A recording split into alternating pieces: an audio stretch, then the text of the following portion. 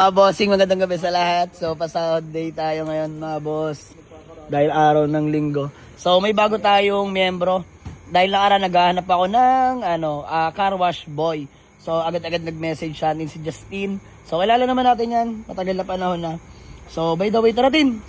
Sorry na kita. Ayan. Dapat talaga to si Justin 25 eh. So, masipag yan mga boss. Ayun, tanggapin mo yan 2.5. Dagdagan pa kita ng 1,000. Ayan, 1,000. Magkano yan? Magkano yan? 3.5. 3.5 yan. Sipagan mo lang ha. Car wash ka lang lagi ha.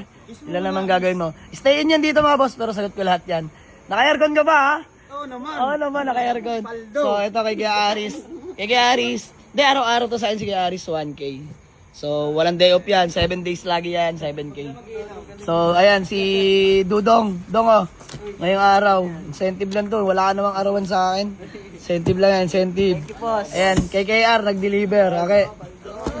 Paldot. Magkano yung kay? 3,000. Ito kay Eko. Ko, 3,000. Nag-deliver. Ayan, sarap. Pala yung Honda Accord natin, nag-detail doon si Kiaris. Kiaris, dagdag natin. Yes!